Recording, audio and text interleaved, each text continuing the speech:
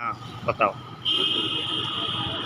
विशेष सम्मानित योगी साहब से मैं पूर्ण परिचित हूँ। अच्छा। वहाँ के गांव वालों से मिला कि योगी साहब कैसे हैं।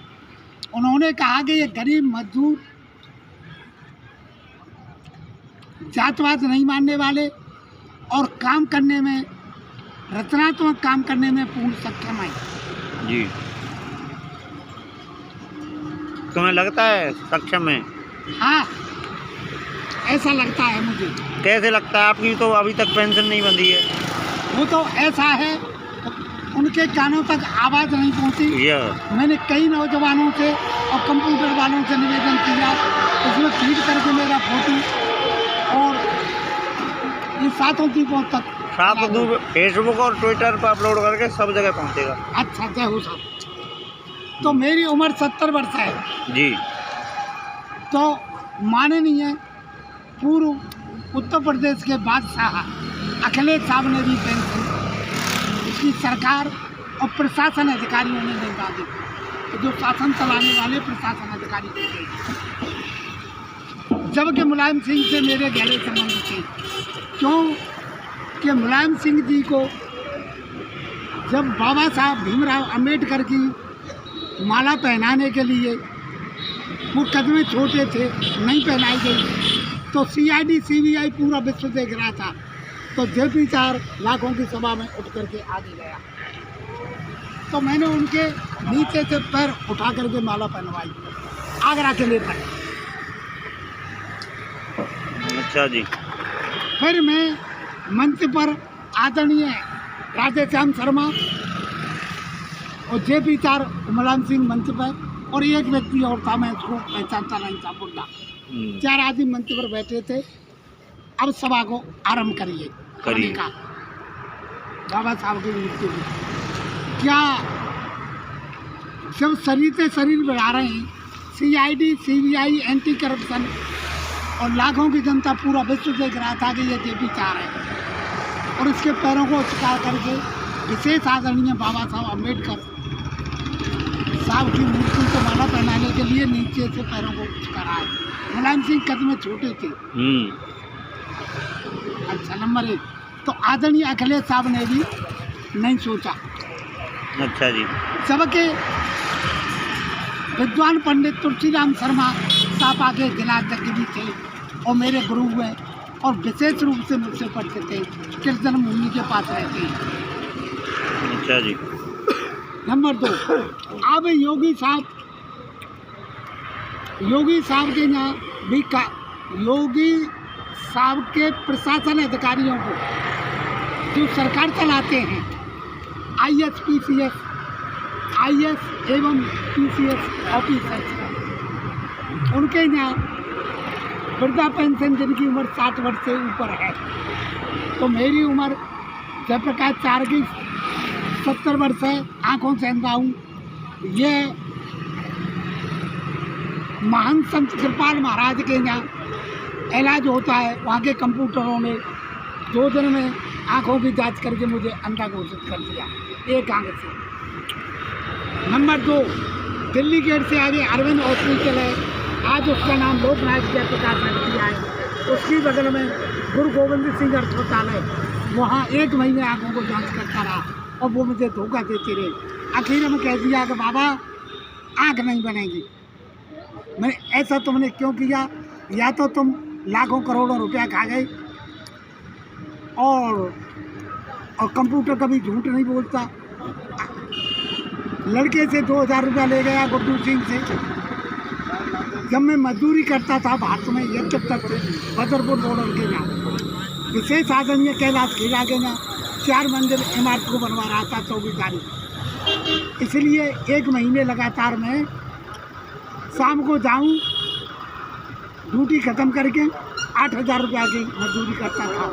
सब 1 महीने अपने शरीर को चेक कराता रहा अरविंद में, और गुरु गोविंद सिंह में आँखों का अस्पताल है, उन्होंने मुझे अंधा घोषित कर दिया। तो विशेष आदरणीय योगी साहब बादशाह उत्तर प्रदेश, आप गरीब किसान मजदूर दलित सड़कों पर सोने वाले, जातवाद नहीं मानने वाले और रचनात्मक कार्य करने वाले, और भारत को, उत्तर प्रदेश को नहीं, भारत को सोने की चिड़िया बनाने में लगे हुए इस बुढ़े गरीब निर्धन असहाय और अंधे और जो नियम के अंतर्गत आता है विधान में, जिसकी उम्र 70 वर्ष है, उसकी वृद्धा पेंशन क्यों नहीं अब तक बनी? 2 साल हो गए। आप प्रशासन अधिकारियों से आपने पूछें और इसकी स्पेशल CID जांच घर तक कराएं। इसके वृद्धा पेंशन के सभी दस्तावेज जो नियम के अंतर्गत होते हैं, आय प्रमाण पत्र, आधार कार्ड, पैन कार्ड, बैंक की कॉपियाँ, अन्य दस्तावेज कंप्यूटर के द्वारा 2 साल पहले भेजे जा चुके हैं। उसमें लेस मात्र कार्रवाई विशेष आदरणीय योगी साहब, आप उत्तर प्रदेश के सूर्य की तरह चमकते हुए बादशाह हैं और आपकी सरकार है और आपके प्रशासन अधिकारियों ने ऐसा कहाँ कागज दबा लिए। या तो मना करते कि हम नहीं जानते, ये अंधा है, ये असहाय है, ये हृदय रोग से पीड़ित है, ये 12/89 का ग्रीन कार्ड धारक है। परिवार नियोजन के अंतर्गत भारत सरकार के प्रधानमंत्री के नियमों के अंतर्गत इसके पास पैसा नहीं है, इलाज कहाँ से कराए? इसका शरीर सड़ रहा है, इसके पास किराया नहीं है और मथुरा के जिला अस्पताल ने मुझे आगरा के लिए रेफर कर दिया है। कहाँ से पैसा लाऊं? अगर पेंशन बन जाती तो किराया भरा तो खर्च करता ही। तो एक और निवेदन है, मथुरा में आँखों का एक विशेष अस्पताल और हृदय की खोपड़ी की जांच की, मतलब संपूर्ण अंग को जांच करने की मशीनें भेजी जाएं मथुरा के अंदर और आँखों का एक विशेष अस्पताल इसी में रखा जाए और MD फिजिशियन डॉक्टर रखे जाएँ विद्वान। आगरा के लिए रेफर कर दिया है और ये कहते हैं अपने साथ व्यक्ति लाओ। तो विशेष आदरणीय नौजवान साहब, योगी साहब और उत्तर प्रदेश और भारत के प्रशासन अधिकारियों, मैं कहाँ से लाऊं? उसको खाना कौन खिलाएगा? उसको बेड बिस्तर होटल कहाँ से देऊँगा? तो अपने इस शरीर के लिए किराया नहीं है, तो हम इलाज करेंगे, अपने साथ कोई व्यक्ति लाओ। हम कहाँ से लाएं? पैसा ही नहीं है हमारे पास। अगर पेंशन बन जाती मेरी 500 रुपया, तो उसमें से उसको खाना खिलाता और अपने पास रखता। तो मैं निवेदन कर रहा हूँ इसकी विशेष